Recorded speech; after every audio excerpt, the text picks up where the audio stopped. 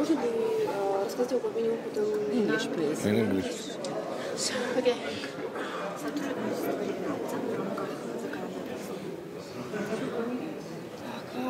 Can you tell us about working together or Kyrgyzstan? So, can you Кыргызстан корт, в смысле Конституционный суд? Сотрудничество, сотрудничество. Вот. Можете так сказать, как работа идет с Кыргызстаном? How you working with the Kyrgyzstan and the Constitution? care e colaborarea între curțile constituționale? Cred că asta întreabă. Da. Nu este pentru prima dată This is not the first time când o delegație a Curții Constituționale din România. Can you tell me about for 3 minutes and translate? Ok. Ok. Yes. Începem? Începem. Începem. Dar vreau să vorbiți mai mult și după aia să traduc. Bine. Haideți să Nu este prima dată când o delegație a Curții Constituționale din România a venit la dumneavoastră în țară. Îmi aduc aminte că îmi povesteau colegii care erau membri ai Curții Constituționale că au fost, cred că, de 2 ori înainte.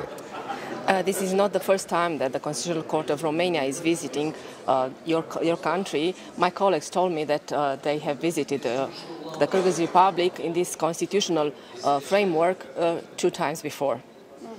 Discuțiile au fost foarte interesante și în aceste condiții, atât eu cât și încă un coleg de-al meu, precum și colega aici prezentă, ne-am hotărât să venim aici la fața locului la dumneavoastră, să avem discuții aprinse referitoare la Constituție și la modul în care aceasta este în aplicare, mai ales de cele democrațiile care au luat loc după anul 1990.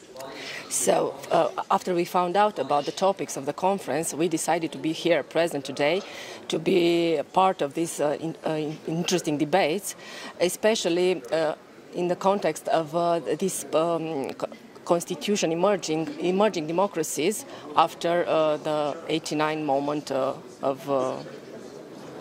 from the communists to the change of regime.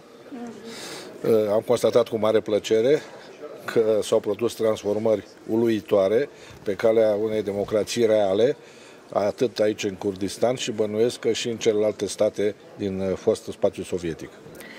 I noticed that there have been fundamental changes here in Kyrgyzstan in terms of democracy and rule of law, both here in Kyrgyzstan and in the neighboring countries.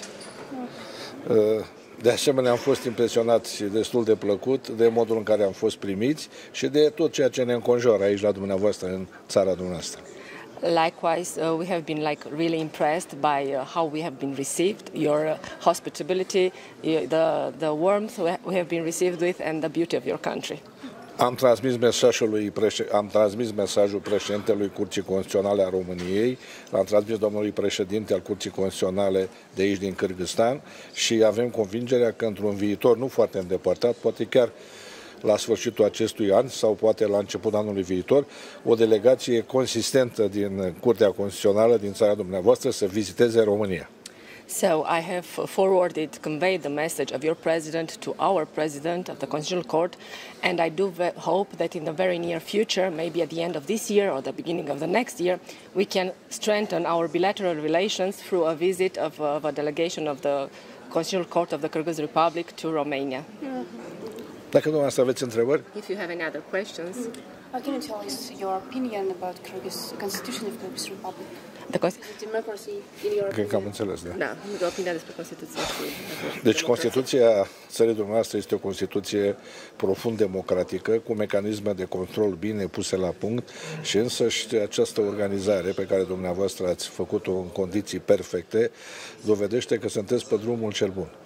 So yes, I think you have a well-established constitution now with a good mechanism of checks and balances, and with everything, this cooperation and the way you organize this and the speeches I heard today, I know that you are on the right path. Thank you very much. Thank you very much. Just a minute.